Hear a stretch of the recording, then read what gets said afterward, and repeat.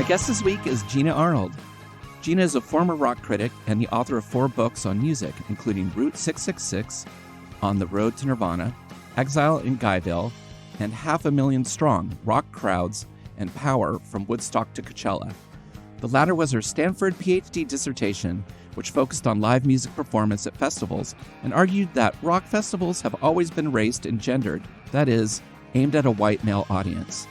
More recently, she has written about the Rolling Stones at SoFi Stadium, Tupac's Hologram at Coachella, and last year she co-edited an issue of the Critical Music Review on Taylor Swift, in which she argued that the music documentaries Homecoming and Reputation were the yin and yang of live music films. She currently teaches creative writing and rhetoric at the University of San Francisco and doesn't write about music anymore, but still thinks about it a lot. And it is my great pleasure to welcome to Revolutions Per Movie, Gina Arnold. Hi, Gina. Hi, Chris. Nice to see you, hear you. Nice to hear you too. And we might get some cat ambiance. Yes, there's a cat in the background who wants to join in. She always does. Yes. And what's your cat's name? Pandora. Yes. Named for the goddess, the proto-goddess who's very, very mischievous and accidentally lets all the ills of the world out on us. So I don't know if that was a good idea or a bad idea, but that's yeah, and you know, better than the other streaming service interpretation. Yeah, I sometimes worry because of my association with music. People think I named her after streaming service, but then I think nobody would think that. She was named by a 10-year-old. So there you go. Rad. Well, and welcome to the show, Pandora. So I wanted to ask you about, it's been 30 years since your book on Nirvana came out. And, you know, at that time, I was in a band on Sub Pop. And I remember just being really excited that there was something from my not generation, but my scene being documented. It feels like at the time there wasn't books about the indie underground or things being documented at that time. And it was a big deal. Did you feel kind of alone making that? Yeah, I mean, I felt alone as a writer my entire career writing about music. So yes, definitely. And at the time, I felt really privileged, because of Nirvana's stellar place in the universe. A big publishing company approached me and said, "Would you like to write about this band, and how would you go about it?" And I was like, well, this is what I would do. I mean, I took like 1 second to think about it, which nowadays, now that I'm a, sober, like older person, I would have like maybe put some thought into it. But at the time I was like, oh, I don't know. You know what I do? I go on tour with them. They're going to Europe tomorrow. And that literally is what happened. I mean, it wasn't really a tomorrow thing. It was a Tuesday, Wednesday, Thursday, Friday thing. I was like, they said, you can do this on a Tuesday. And I actually was like, I have to be in Denmark on Saturday. I have to be in Denmark on Saturday. Wow. And that actually happened. And nowadays, actually, that wouldn't be that big of a deal. But then that kind of was hard to pull off. But I did it. I got to Denmark on Saturday, which was really hard to do. And that show that they played, which was headlining Roskilde, ended up being the end of my book. And what was great was, I think it's really easy to write a book when you write from the end. You know what I mean? Like, You're like, I know what it's going to end with. Right. So that was cool. And like I said, I was super lucky. They actually gave me a really adequate advance. And so I signed the contract within. Things like this never happen now. Like, that's not a way books get written. But at the time, it just seemed kind of part of the whole craziness of that year. I'm sure you remember that year was very crazy. I'm so thankful that I was able to do that, because I could never recreate it. Like, if you ask me now to write about that time, I couldn't do it. It's so hard to describe to people just how surprising it was that they were big. Mm-hmm. I mean, like, Nirvana to me were not the band that I thought would smash through and influence all these people and just sell millions of records. I remember going to a show. They only had their single out at the point, and they were opening for Tad at a local bar. And I remember I walked up and it said, Tad canceled Nirvana tonight. And I was like, nah. I just walked away because I hadn't seen him yet. I was like, that single's all right. It's kind of like, meh. It's so funny just to think like that back then, and like, whatever, it was 88 or something like that. You just like, meh, I don't feel like I want to pay $5 for this tonight. And then they're just unlikely heroes. Yeah, they truly were. But, I remember actually seeing them, I guess it was probably 91, and they were opening for Dinosaur Jr. They did a whole tour. I saw that too. Yeah. And that was amazing. It was amazing. And I was writing about them for the magazine Option, which I wrote for, if you remember Option. That was a great magazine. And it was not supposed to be a cover story. And it's probably the only time in my life that I feel like I really made a good decision. I left the show before Dinosaur Jr. came on. And I called Scott Becker, the editor, and I said, Scott, you have to make Nirvana the cover. You just have to do it. You will thank me.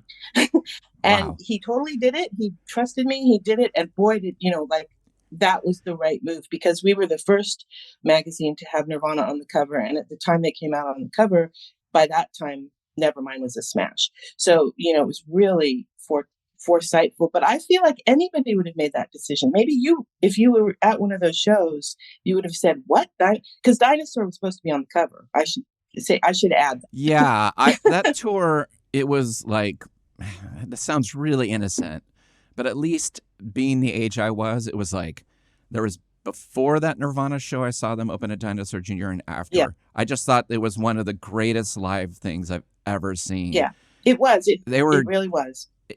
And the songs weren't out yet, and they were, just immediately powerful and catchy, and they kind of synthesized all the things from the underground, Bob Mould and the Butthole Surfers, and all this stuff just jammed into a very kind of beautiful and digestible way to do it. But yeah, it was extremely powerful. And I remember Dinosaur Jr. Seemed quite anemic after that. Yeah, I think this kind of is a good segue to say, to talk about live performance, which is that, there were so many great bands at that time. Your band, for example, so many great bands around. But I think one thing that Nirvana did have was that they were insanely good live. Like, it wasn't just us who thought that. A lot of people walked out after the Nirvana set. And it wasn't even that they didn't like Dinosaur Jr. It was just that nothing could equal it. And certainly not Dinosaur Jr., so much as, they're a good band in their way. I'm not a huge fan of theirs, but certainly I don't think they're anywhere equal to the live band that Nirvana was, and that made a difference, made a big difference. You also wrote about the Stones recently. Yeah. So I am in a Rolling Stones coven for like 20 something years with like Joe Sacco and Jerry Moore from the Miracle Workers. And so we get together and we obsess about the Stones, and we kind of have to put blinders on a bit to just be like, whatever they do, we they know better than we do. But what was your experience, comparatively, something that came from the underground to something at SoFi Arena? My interest in music now is really more about the venue and the live performance than the band. So I have a lot, and this has been true ever since I was in graduate school. I started graduate school in 2003. And for a long time when you're in graduate school, they're like, what's going to be your topic? And you have these intense meetings with your committee, like, I'm going to be the expert on X and such. And they're always telling you to fill a gap. Find the gap that nobody's written about. And right. And I couldn't think of what I wanted to write about. Documentary. I was really interested in a documentary maker called D.A. Pennebaker. And I wanted to do stuff on his work in the 60s. And my committee was like not into it at all. They were totally like, people have done that. You're not an expert, blah, blah, blah. One day it just came. People would say, oh, your dissertation will come to you as if in a dream. And I was like, that's not going to happen. And it totally did. I was sitting in a lecture hall and somebody was lecturing about the book Crowds and Power by Elias Canetti, which is not about rock music, as you can imagine. It's basically a sort of a very bizarre anthropological work. And I just went, crowds in power, rock crowds in power. Oh my God. And it was as if it all just came to me completely. I could have written it that weekend. I mean, I almost did. I was like, what I know about, this is what I know about crowds and power and rock. I totally get it. And, it took Right. me a long time to sort of figure out how to write about that. But the idea was very clear. And the reason was I understood at that moment that it wasn't the bands or like, is Dinosaur Jr. better than Nirvana? I don't know. We could have that debate all day. People can call in and say, Dinosaur Jr. is so great. But I just don't care who's better or worse. Yeah. You know what I mean? What I care about is the experience of seeing music. All I care about is what it's like to be in the crowd. So when I went to the Rolling Stones, I was like, what's it like to see the Rolling Stones now?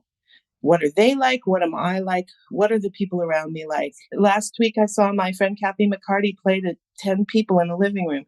I'm very interested in the experiential aspect of music because I think you would probably agree with this. It's the most important thing. It's not what the music sounds like, it's what we feel like. I've always been an emotional, overwhelmed music fan, whether it's on vinyl or watching a documentary. But the live thing, I get overwhelmed at times. But I'm curious because, the festival scene it was so separate from the underground or independent music scene for so long. Vans or even Lollapalooza, I never went to that. But it seemed like that for a lot of people was the way for people to devour Mhm. a scene. Right. Because it changed sort of the act of listening from listening to the radio or your friends recommending stuff or trading mixtapes into something where somebody else was curating the music. Specific people were curating it and saying, this is what you should listen to, this is what's hip. And they were banking on the idea that people would go to Lollapalooza and have a really good time.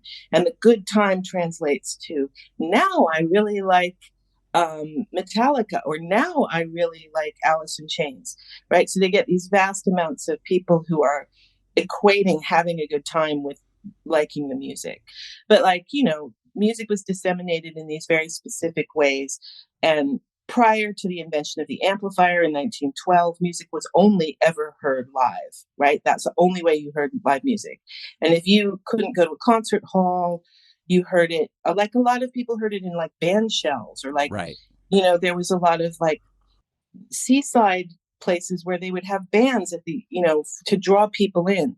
And then the other way people heard it is they knew someone who's a musician and they played it in their living room. So if you read like Little House on the Prairie, whether it was Pa playing the fiddle, which was clearly a really important part of Laura Ingalls Wilder's memories of her childhood, or going to the band shell on Brighton Pier, or whatever, you heard it live.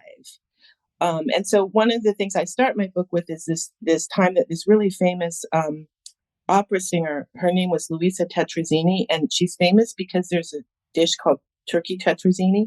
She was going to play in San Francisco, and her promoter and her agent got in some huge fight, and she said, "Okay, if you won't pay me what I'm worth, I'll play for free." And she did. She stood on the steps of the San Francisco Chronicle, and 100,000 people came. But it was not amplified. It was her. It was great though. It was a huge. She was just like, if you won't pay me, then everybody gets it for free. And I think that shows exactly what is going on today. That was in 1910. Okay. So, and there's a really great anecdote about somebody who lived on Hayes Street, which, if you know San Francisco, is like probably about a mile from where she was singing. And they had one of the first telephones, and they stuck it out the window so that their friends could hear. But you have to remember that amplifiers hadn't been invented yet. So amplifiers were invented, but it took a long time for them to sort of get popularized. And then by the 30s, Hitler was using them. He put them outside on the streets so people could hear his speeches and etc. And then by the 40s and 50s, they're embedded in everything. They're in TVs, they're in radios, they're all over the place. And only then could we have the kind of electric music that we think of now and the kind of concerts that we think of now. So when you go to see something like at I mean, these arenas are so funny. That SoFi Arena, it's so exciting to Yeah. just get excited to go to SoFi. Can like going to that Stones thing, could it still reach you, or did it seem laughable? Yeah, that's a great question. I mean, so SoFi Arena is huge, and it's this weird thing that it's a weird arena because it's both indoor and outdoor. I kept saying to people, "Do I need to bring a jacket?" Because with football stadiums, they're either outdoors, like in San Francisco, it's an outdoor arena, or they're indoors in some of the snowy places. And SoFi is the terrible thing about it is that it's both. It has a roof but open sides, and that creates a lot of difficulties with sound. So just FYI, if anybody's going there to see music, it maybe isn't the best place in that sense.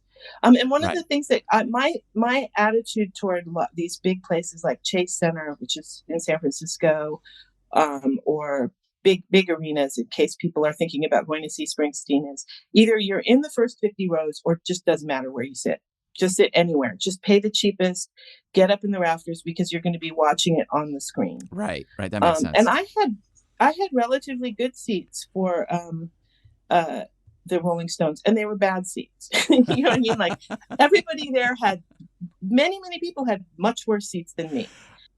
I have a really amazing story about going to see the Stones with the Coven. So they were doing a pre-sale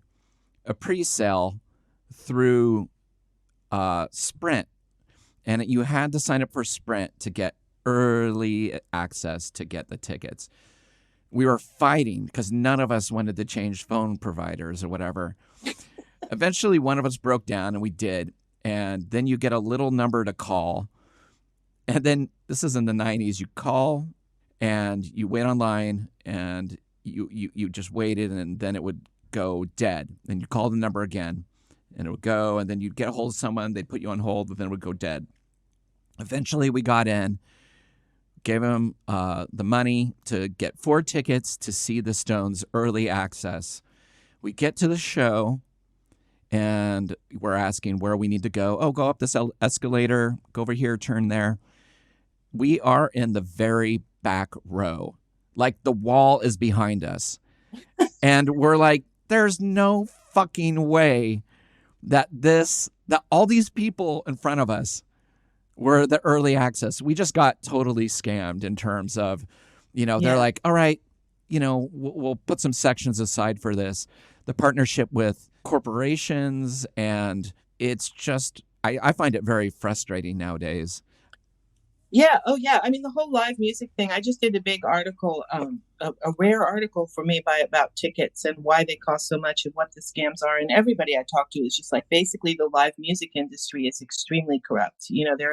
They're taking slices off everything. It's all this big, crazy cabal of evil people who are going to strip people of money. And what I find interesting, I mean, that's like business as usual in America, right? But what's interesting is that people are willing to be stripped of that money. And the reason for that is because they love music so much. So I think the Taylor Swift concerts this summer, everybody knows they cost $1 billion, and people were fighting to get tickets for their kids. And it was super important. And they were paying like amounts that were basically college tuition for a semester to go see Taylor Swift. And that's because live music holds this insanely important place in people's hearts. One of the promoters said to me, I was talking about this, and she said, this is nothing new. People being into live music. When I was 16, I stole my parents' credit card and flew to Paris to see the Rolling Stones. This was in 1972, to see the Rolling Stones at some club in Paris. And she was 16. And she said, I came back at the end and my parents didn't even know I'd gone. And it was the greatest weekend of my life. And I was like, yeah, but there's a difference. You saw the Rolling Stones in 1972. That's not the same as seeing Taylor Swift in a giant arena. And she's like, you know what? I think it is. Yeah. The first time I saw the Stones with my friends, we made a trip to San Francisco to see them in the 90s.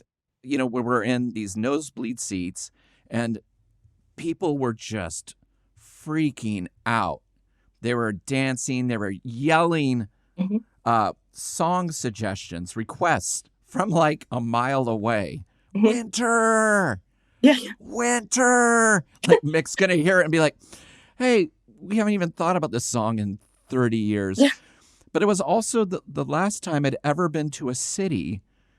And I remember this when I was younger. When a band would come through, you could feel that that band was in your town. You're like, Yeah. oh, Devo's in Portland today. I'm seeing people dressed differently. I'm seeing the pins. I'm seeing the look. Everyone is just vibrating because they know this thing. And it was the last time where every radio station was playing the Rolling Stones. Mm-hmm. Everyone was like on the streets talking about the Stones. Like we're on public transportation and people are like, you going to the show tonight? Yeah. Yeah. Yeah, it's going to be great. I saw them. Blah. And I, I don't know if that exists anymore where a consciousness of a city can just be taken over by an artist. It does. Taylor Swift did that to San Jose, and Beyonce did that as well to San Jose. Absolutely. They named her mayor. They changed the street lights. But not only that, you could hear people talking about it. Everybody was talking about it all the time. Are you going? Are you not going? What do you think? But you're absolutely right. I remember that so well. I remember when the Beastie Boys were in San Francisco and being up on Haight Street, just walking around doing my chores or whatever. And it was so clear that everybody's like, the Beastie Boys were somewhere in this city. We discussed what to talk about for this episode. And, you know, Beyonce's Homecoming is a really amazing choice, especially with your dissertation and, you know, the articles you've written about it. You know, one of my sort of central arguments was that the Rock Music Festival is a new art form. It's a new thing that really began in the early 50s, early 60s. You know, and therefore it's kind of interesting to think about it as this form that's still evolving that begins at a certain point. And then my other argument, which kind of dovetails more with probably this podcast, is that the music festival was dominated by these films that kind of dictated how it would be. So the first one would be Monterey Pop, right, and then the second one would be Woodstock, and there's also another one which is Gimme Shelter, to get us back to the Stones, and that those three films dominated what people thought about and how people sort of participated in rock festivals. And what those films did was they created a need for people to want to participate. So Monterey Pop in particular, I think, was a big hit during the summer that Woodstock happened. And because of it, people were like, I must go to a rock festival. I must go to a rock festival. I must go. And so that's kind of my argument, is that documentary films shaped how they look, what they're like, how people participate. And then I had a sort of another argument, which was that they were very white and very male. If you look at the audience shots of Woodstock, it's startlingly white and male. Yes. And you know, then that's persisted somewhat, you know, and when there's been even attempts for people to make festivals more female friendly, it's notable. So Lilith Fair being the example of that. And then Coachella, we've moved beyond that. So once we get to the year 2000 and we start having like Bonnaroo and Coachella and stuff like that, you know, at this point, technologies have changed. And once we get to the sort of middle of the, I don't know what you call it now, the 2010s or the aughts or something like that, you know, then we have cell phones, and then we have people, you know, documenting it, circulating it in their own ways. It becomes a completely different thing. The historical importance of Beyonce playing Coachella, she'd canceled once before. Mm-hmm. Was that due to her pregnancy? Yeah, correct? She was pregnant, yeah. Right. Before Beyonce performed, there was only two other women who were solo headliners in the 20 years of Coachella, and that was Lady Gaga and Bjork. Right. I was really curious about what made this performance, which I think that documentary is amazing, especially the behind-the-scenes work that went into it. You know, she designed everything. She designed the stage. She designed the costumes, you know, picked every musician, dancer, rehearsed for 4 months with the musicians, rehearsed 4 months with the dancers, was getting over a difficult pregnancy. And you wrote a really amazing quote in your article about Homecoming. You wrote, "For a Black woman to successfully headline that large hipster festival, she would have to, like Ginger Rogers, do everything her male equivalent did, only backwards and in high heels. And at Coachella and in Homecoming, Beyonce does way more than that. She crushes every performance you've ever seen in a festival setting into a meaningless pulp, fronting a fleet of musicians, artists, dancers, and the crew the size of a small battalion. Yeah, and I just rewatched it, and she does. And I want to give a shout out to Chris's listeners, whoever they may be. Hi, everybody. But my guess is you may not be big Beyonce fans. And I want to say that this is one documentary that you do not need to know the music or care about it at all to, first of all, be entirely engaged the whole time. You won't look away. Absolutely. And also just get something from it. And I really don't say that lightly. I cannot praise this documentary highly enough. So if you are not a Beyonce person, watch this. That's why I'm really interested in talking about music documentaries, because they win you over. Even if you're not familiar with the artists, so many of my favorite documentaries were about bands I didn't know anything about, or even bands I don't care for that much. But it's the story. It wins you over, and the next thing you know, you've gone out and bought 3 or 4 of their records. And I think this is the similar. Yeah, I think that's so true. They're stories, right? They're telling you a story of a band. And some of the stories of rock bands really, for me, like the 20th century, like my book, Route 666, that was kind of what I wanted to say is like, here we are, young people trying to have adventures. Like these are our building Romans, like our coming of age stories. We start at a certain place and there's an arc of the narrative and we learn and we grow. And at the end, we're a different person.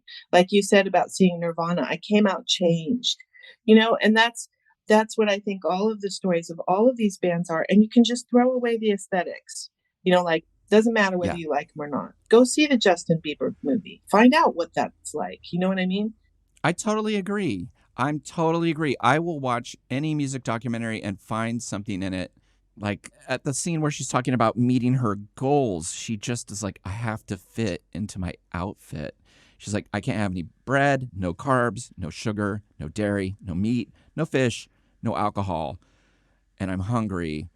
The demands that she's putting on herself are, in a weird way, a little heartbreaking as a viewer, because you're like, you're Beyonce. You have this amazing voice. You can dance. You've written all these great songs. You've created this thing with amazing performers and musicians, but there's still like a visual identity that, people still need to kind of shape themselves into. Yeah, and it's unfortunate. I think what was interesting is that she mentioned it. You don't think Taylor Swift would mention that, Right. To me, that's what's interesting about it. But also, I mean, what I love about Homecoming is she had a vision for it.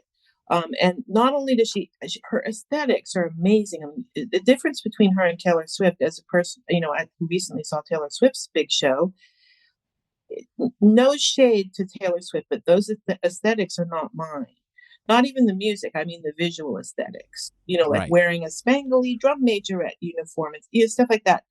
And big, huge ball gowns that look like you're a fairy princess. Like, fine, that's Taylor Swift's aesthetic. But to me, Beyonce is super cutting edge. Like all her aesthetics are amazing. Absolutely. But in addition to that, she didn't see this as a solo performance, whereas Taylor Swift did. Like Taylor Swift's thing, and again, no shade to Taylor Swift because it's more in line with the rock thing, like Bruce Springsteen or Neil Young or whoever. Like she sees herself as the center of the story, and the audience sees her as the center of the story. And her movie is a movie that is a live performance, more like Stop Making Sense, right? Like this is a live performance. And so you get into this idea, well, what's the difference between going to a show and being in the audience and watching a reproduction of a performance? Because there is a big difference, right? But Beyonce didn't do that. Her thing was, her performance was a story that you didn't need to be there in the audience to get the full meaning of. So it's one of the few things I've seen like that where I was like, watching this movie is almost better than being at Coachella. You know what I mean? Which I would never say that about Taylor Swift. It's better to be in the Taylor Swift audience than to watch the movie. There's a considerable difference, right? It's worth more to be in the audience. But the Homecoming was like, she starts out with this whole sort of preamble, and then she sings the song Freedom, right? Because that's what she wants to talk about. And then she sings the Black National Anthem, song written in 1919. It's the anthem for the NAACP.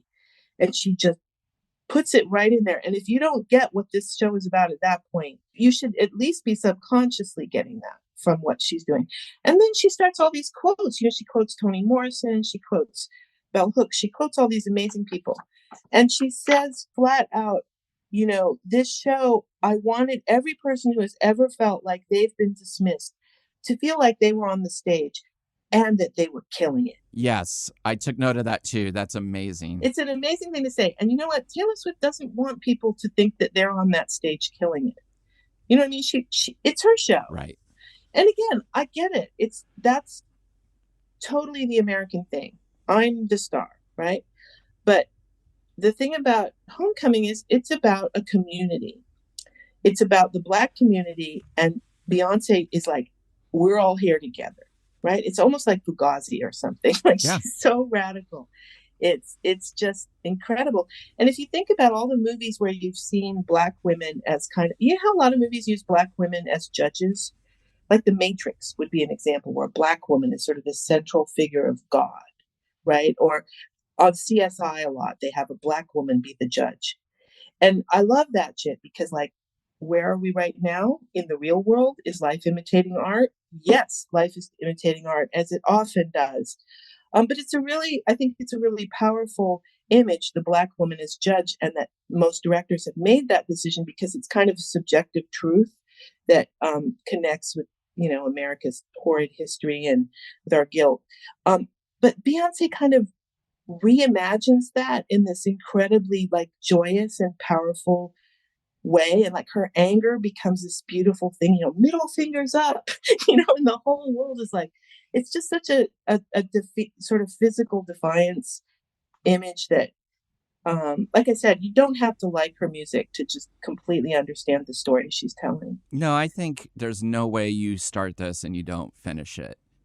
The first 12 minutes alone are just stacked with amazing, powerful songs. I mean, It is relentless, but it also knows when to take a breath. And, they'll have like a Nina Simone song come in. There'll be like a little interpretive dance section in the middle of a song. I've never seen anything like that in a live performance. It's just, nothing is pretentious. And again, anytime they cut to people in the audience like crying and losing their minds, that's when I start crying too. I started feeling like I was there. And I think the best rock concert films or music concert films do take you there. Yeah. Whether it's Jazz on a Summer's Day or whether it's Rust Never Sleeps. This film is up there with the greatest performance documents of all time. I really love that at some point she was like, we are not capturing the energy on stage. I want to hear every stomp, every slap, every move. Like the cameras aren't picking it up. And I want everyone to be able to hear every, and it's amazing, both on the record that documents it and the film. They totally captured it. I don't know how they did it because that is a mess of people in constant motion, moving around on stage, 100 people just shifting, changing. It's built like a pyramid, stacked like a bleacher. And I thought that was one of the most amazing sonic things. They were actually able to get that, because sometimes you watch something and it won't translate. Something you've seen, you're like, oh, it was so much cooler when I saw Eddie from Iron Maiden come up behind the band, and you're like, you see it on a TV and you're like, yeah, there's Eddie, whatever. Yeah. No, it's amazing filmmaking. And I'm not technical enough to know what, the cinematography is amazing. The choices that were made. Again, she just has a very aesthetic eye, like switching between black and white, switching between one weekend, they perform 2 weekends at Coachella. One weekend, her background people were in yellow, and in the other weekend, they're in pink. And they switch back and forth in the film, which is amazing. It's like letting you in on what the filmmaker is doing, instead of trying to sort of hide the filmic edits or cuts. It's like saying, no, we're going to show you where we're cutting between. Yeah, no, I totally agree, because a lot of times you watch something and you know it was filmed over 3 consecutive days. They're hiding it from you. Mhm. They're not making it known. And I remember the first time I saw it, I really thought, I didn't know it was over two weekends. So I was like, "Oh my God, how'd they do that with that lighting? I've never seen something so technical. Like their outfits change from pink to yellow." I was so naive, but that's how tight this is in terms Yeah. of, what they're trying to give Mhm. off. And I do appreciate, like you said, that they don't try to hide that at all. And I wanted to ask you about this. This is not the Taylor Swift tour, or this is not the tour that became Stop Making Sense. This is Right. 2 performances made for this festival, for this audience, and, her taking over Coachella. Are we going to see more of that, where it's like site specific? You need to come to us. We're only going to do it a couple times, but we're going to spend a year of our resources and time for just 2 shows. Mhm. Yeah, I absolutely think that's the way it's going to go. And you can tell from ticket prices. As I said, just in the last few years, we're seeing, well, certainly since COVID, but even before that, that what people value, what people will put their money into is live performance. People are very clear that that is of value to them. And it makes sense because we have so few things in this world now that are not mechanically reproduced. I'm sure you've read Walter Benjamin's, The Work of Art in the Age of Mechanical Reproduction, right? So he's talking in the Oh, early. by the way, I haven't. Oh, I'm going to I, send it to you I because like it's that you're got like, film. of course you read it. I'm like, yeah, yeah, yeah, yeah, yeah. No, Oh, well, no, if I you haven't. haven't, I you haven't. should. Everybody should. We'll put it on your website. Okay. So it was written in the 20s, right? So film at that time was a kind of a new thing, right? I mean, 20 years old. And so, but I mean, he just absolutely pinpoints this is going to change everything.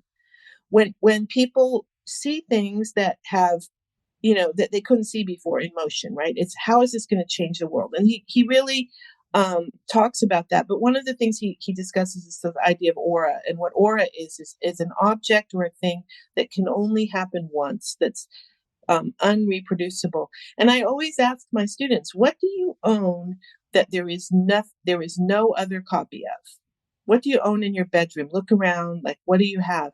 And for some people they can't find anything.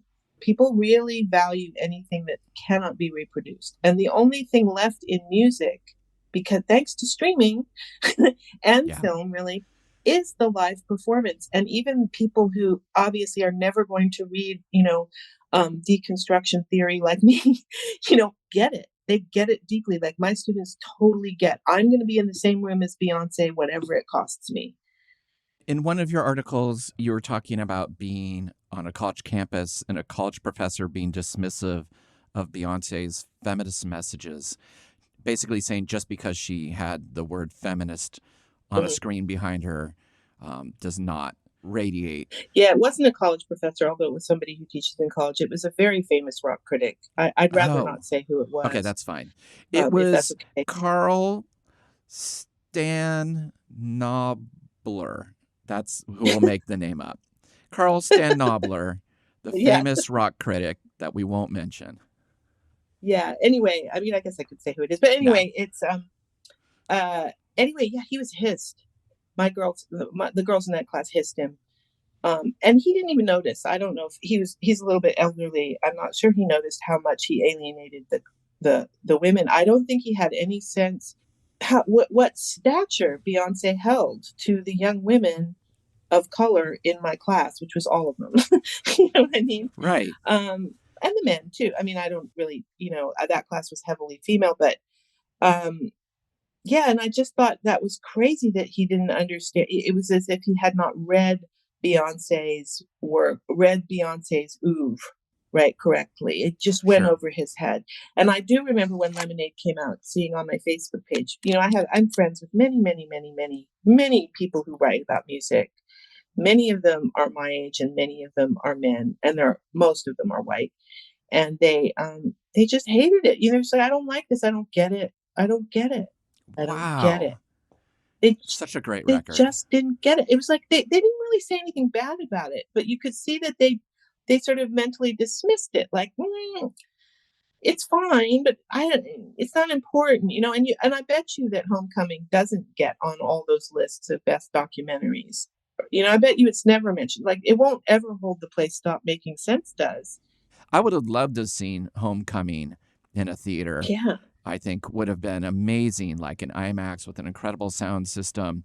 Was it Netflix, I think, put this together, which I'm sure helped, with some of the costs incurred in this project in terms of paying people. Yeah. But do you see artists such as Beyonce or Taylor Swift or, the larger performers moving in a direction where the hologram thing will be used more? Because I know that the ABBA thing overseas has been a smash hit. I went. It was awesome, right? I went in July. You know what? It wasn't as awesome as I had hoped. Oh, you okay? But it was totally fun. I totally had a good time. When I was there, I was like, oh my God, I can't pay £130 to see a hologram. And then I noticed, because I was, looking, that Neil Young was playing at the Greek Theater in Berkeley. Right. And it was $299. And I thought, I know. Well, £130 is actually kind of a deal. So Yeah, I can't see Neil Young these days because of the cost. It's such a bummer. I can't see Neil Young. Yeah, I can't see Neil Young either. That's terrible. So I've really this last year, I've really adjusted my thoughts about what things are worth the value of seeing something.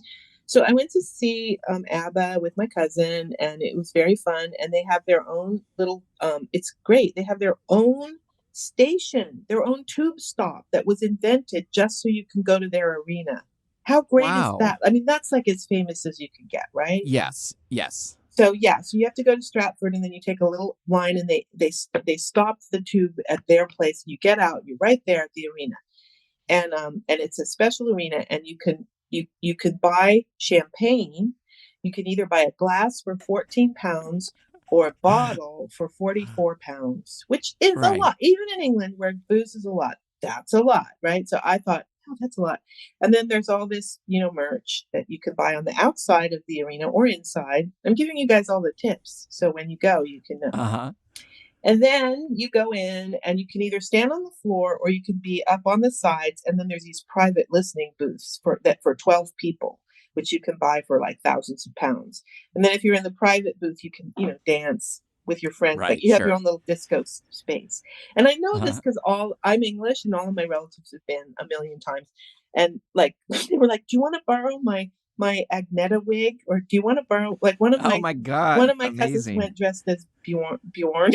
She put and it's a big deal to dress up. So people dress up, and they have like pantsuits, and sometimes they dress up exactly like what they really look like. So it's super fun. Like it's been made into a fun thing. Is the technology good? I mean, yeah. Are you like, the illusion is real, I believe what I see? The illusion? No. This is why I didn't believe it. I mean, I was on the floor, which next time I would not be on the floor. I would go in the seats. Okay. And there probably will be a next time. Let's be real. So my cousin that I went with had been before, and she'd been in the seats, and she wanted to be on the ground. So then she was like, I hate it on the ground. I wish she was in the seat. Anyway, whatever. Right. So, but she's super short. So we're on the ground. We're in the middle of a crowd, and it wasn't packed in the way like if you were seeing like, Alice in Chains at Lollapalooza in 1993. It wasn't like that, but it was, crowded floor. And then on the stage, there's a stage, and then kind of in the middle of the stage, these holograms like in the middle of the stage, surrounded by nothing. So not like a band, but there is a band, a live band playing all of the things, but they're on the side. Okay. And so they're on the side, and it's a huge band, and the music is full on live. So that's good. And I think that makes it better. But the holograms are of ABBA Young, the young ABBA. Right. And they, they were 3D, but they didn't look real. And then they also have them, just like in a real rock concert, they have them in the video screens, because it's a really big arena. And so I that's a weird choice. Right. But I get it. I mean, it's just what we've come to expect. So right. you're like, oh, it's so funny to be like, the holograms are kind of far away. I'm gonna watch the screen of the hologram. It's really weird, isn't it? And then it's like, Yeah, why that's would anybody strange. want to be close to the hologram? That was another thing I was asking myself these as a scholar Right. of live music. I'm like, why are you trying to get closer to a hologram? Well, they've blown it because really what they should do is have a meet and greet with the Yeah, holograms afterwards, where you get to take your picture, put your arms around the yeah, holograms, and it's like that. Yeah, that's $2,000 to meet the holograms right. of I'm ABBA. sure they'll do that. Now that you've said it, it will come to be. But everybody loves the music. They love every second of the music. It definitely is the most diverse audience I've ever seen in terms of age, race, class. Little kids, old people with walkers. Right. Everybody loves ABBA. There's absolutely no gap in that circle of people who love ABBA, and so it's going to make money forever and ever and ever. The holograms aren't going to get old. And I should add that at the end they go off because the show's over, and then they have an encore, and the encore is for new holograms, which is their age now. Oh, wow. Okay. So there's Right. two sets of holograms, and I have heard that the holograms are going to go on the road. That's what they That's what I've say. heard too. That's what made me wonder. At some point, are people just going to be like, I'm old and I can't physically do what I did. But people who didn't get to see Homecoming or this recent Taylor Swift thing, and they're like, oh, wow, that was like Yeah, 22 years ago, 18 years ago, 15 years ago. It's coming to my town now. right. I'm going to see Homecoming. I mean, I I think wonder so. if we'll get that. Well, I think so. I think so. But just judging by the success of the ABBA thing, I was stuck on a bus and I was stuck right in front of Madame Tussauds. I was like, Madame Tussauds? Do people still go there? I remember going when I was 6. But there was this like long line outside Madame Tussauds, which is the dumbest thing. So I read, and there was a funny picture of Madame herself on the thing, and I thought, wow, you know what? Madame Tussauds is like the ABBA holograms of 1873. And I read it and I thought, well, okay, think about it. It was pre-film, Right. pre-photograph almost, right? So if you wanted to see a celebrity like the King or whoever they had then, Jack the Ripper, you went to Madame Tussauds because there wasn't TV, there wasn't film, and it was super like, wow, I got to see it. That's a good point. And then I thought, you know what? ABBA hologram's going to be around just as long as Madame Tussauds. You know, Yes, I think so. And they figured it out. We have these successful movies based on our music. We have holograms. They're yeah, like, bring the money to us, right. please. But it's what Benjamin would say, another form of mechanical reproduction, that we're all Right. in thrall to. And once again, actually what it doesn't devalue art. What it does Right. is upvalue real Okay. performance. So again, it cost £100 to see that, but it would have been £200 to see Neil Young. And Right. that's what I think the sort of equation will be. It'll be the new line. Yeah. Yeah, yeah, yeah. Right. So you can go see the new Beyonce movie from the Renaissance tour, and that'll cost what, $18 or $12, Mhm. whatever your movie costs. But it's considerably less than going to see her live. So, do you have a high and a low in terms of a concert going experience? Oh yeah. I mean, I do, but I've been one of the reasons I did that dissertation was I thought, wow, I've probably been to more concerts. I know a lot of people have been to a lot of concerts, but I'm on the high end of probably in the top 100 people of having been to a billion concerts just because of my job. Because when I started being a rock critic, that was my job, was to go to see concerts. And I realized in retrospect, I thought I was the luckiest girl in the world. But in retrospect, I could see that all the old guys were just like, send somebody else. I don't need to go out every night, you know. And Right. people would be, you're so lucky, you get to go to shows for free. And I used to laughingly be like, but you don't understand. Most of what I see is terrible. And I was really lucky because I actually intellectually liked seeing the terrible things almost as much as I liked seeing the great things. And also, I was super lucky because I have a brother who's 3 years older than me, and we went to Berkeley together at the same time, and he loved going to shows. So I just went with my Okay. brother, and we would spend the whole time laughing at Motley Crue or, Quiet Riot or whatever awful thing we were told to see. We thought that was fun, but when you have, the truth is, if you say to your friends, "You want to go see Quiet Riot with me?" They're like, not really, you know. Right. So they're like, "Can I have, your spare ticket to see Neil Young?" Well, no, you know what I mean? It's different. Right. Selective. Yeah. So I've seen a kabillion things, and I do have some highlights. I often, because people ask me this, and I usually say that one of my highlights, because there's like a lot of them, but one of them was seeing the Pixies in 1991, I think, or 92, or 90, it might have been 90, in Vienna. I was sent by Spin, actually, to be on, to do a few gigs with the Pixies. And they were actually opening for David Bowie at festivals. And so I went to these festivals, and then I lost my passport. I fortuitously lost my passport and my airline ticket. My airline ticket was Okay. like a real ticket. You know how in those days you had real tickets, like Yes. on paper. And I left them in the drawer in a little hotel where they were staying for this festival in like Nowheresville in the middle of Germany. And so I had no choice.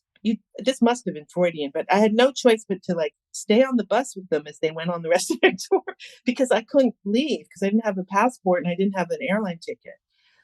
So the hotel kept saying they were going to forward it to the next hotel on the tour, but each time they did that, it just never caught up with me. Uh-huh. So poor me, I had to see the Pixies a million times. And I swear to God, it was the Pixies at the height of their power, like absolute height Right. of their power. It was amazing. Like that really, there was one particular show in a tent in Vienna that, just completely, I would say that was the peak experience. But I was passportless and ticketless, and that created a whole bunch of problems, but eventually they were resolved, as those things always are. So Right. that's a height, I would say. Well, just think about what you said. A magazine sent me to Vienna. I mean, that Crazy. just, I mean, you couldn't get Oh, you whoops. couldn't get a concert receipt paid now from somebody if you went to cover something.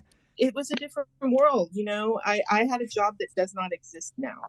I mean, I think it Right. does exist for two or three people, but um, and it was great. I really am super happy about that. But it kind of, one of the things I've been thinking about a lot is that a lot of music and sort of music experiences that people are having now are all about nostalgia.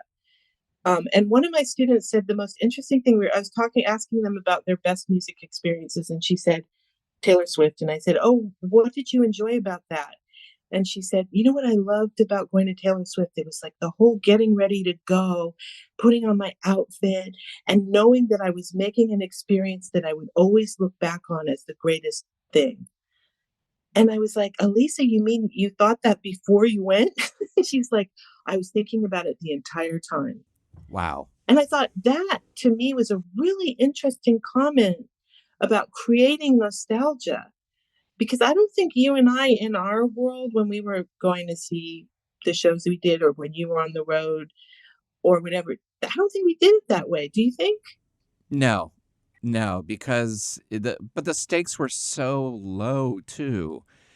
There was it wasn't like, oh, this is going to be the last time I see Husker Du, or this is it just because things had a shorter lifespan and they were done on such a low scale. It was going to see things was not an event. It was just going to see a band that Yeah. you loved, and you could get excited about it.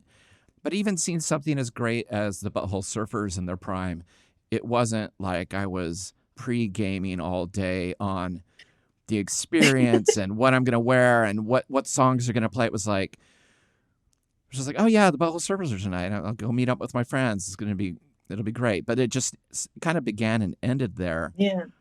Well, I mean, one of the things that I think is valuable about my first book, was that it did do that. Like it created this sense that there was an excitement around these things that, that we would look back on. That was, it was kind of trying to create importance out of something that just was, happening at the time. Since your dissertation was on physical space and the makeup of concerts, did you ever have one that was just it just sucked because of the audience? Yeah, I mean, I've had many terrible, terrible experiences and terrible personal experiences, of the scary type at concerts. But I think being a writer kind of insulates you from that because there's always a narrative in my head, which is I can't wait to write about this. You know what I mean? Right, sure. It gives you this place to go, and also like whether that means I'm going to take revenge on these people by writing about it, or or just it's just the way my mind works is I'm always telling myself a story. And Right. what I don't like is a show where I have no story to tell. And Sure. I'll be honest, I actually felt that with Taylor Swift. This was the one I went to. Like, I had a lot to say about getting the tickets or kind of the funny stuff I said to you, but like the show itself, I have no words to tell you what her music was like or what it meant to me or even anything going on around me. And I think there's something profound about that. Yeah. Yeah, I think you're right. At the end of every interview, I ask the same question, but I tailor it depending on what we're talking about. On a scale from 1 to 10, with 1 being the lowest and 10 being the highest, how many backstage laminates do you give Beyonce's Homecoming on a scale from 1 laminate around your neck to 10 laminates around your neck? Oh, 10. Agreed. That's the right answer. I have it here. Yeah. I 10. mean, it's amazing. I just really want to once again say to Chris's audience, like, whatever you think of Beyonce, just watch it. You'll really be blown away. I honestly think you will get something out of it. And what you'll get is a story. She's going to tell you the story of Black excellence and how difficult it is to maintain Black excellence, what it looks like. And also, as she says, she says this specifically in it, she wants to make a space where no one feels marginalized. Who even says that, much less does it? Yes. It's such an amazing movie. So yeah, 10 laminates. Agreed. 10 laminates. Sure. Everyone should see it. Mm-hmm. I've seen it several times. You can go into it as a music fan. You can go in as naive as possible. It's going to resonate. There's no way around it. It is a totally masterful film. It's so powerful. But the music is fucking great. There's no way around it. Like, she's doing songs all the way back to Destiny's Child in the 90s, to her first solo record, up to stuff from Lemonade. I just also loved how she would combine songs into one longer track so seamlessly. Mm-hmm. It's so funny to look at it almost as a retrospective of an artist who is nowhere near done. And it's still going to make great art. But it's kind of an interesting thing to be like, oh, this is kind of a look back as well as a look forward. Yeah. I'm really looking forward to seeing the new one, Renaissance. I think that's just of the concert tour. It's coming out in a couple weeks, I think. And I was laughing to myself because I don't want to see Eras, but then the movie of it, but then I went to the real show, so I don't need to. But I also thought it was kind of funny that they both chose these titles for their tours, Eras and Renaissance, that are kind of about time and history, and they're words that kind of are like inserting themselves into history, which good for them. I'm glad there's 2 of them. Yeah. It's a good time to be a music fan. It is. It really is. It is. This was great, Gina. Thank you so much for coming on. It's so fun to talk to you, Chris. Thanks again. Okay, bye. Thank you for listening to Revolutions Per Movie. We release new episodes every Thursday, so be sure to search for the show on your favorite podcast app and subscribe to the show. And if you've enjoyed this, it would mean a lot to me if you would rate and review it as well. You can follow us on social media at Revolutions Per Movie, and also find out more information about our various guests in the episode show notes. Thanks again, and we'll see you next week. Bye!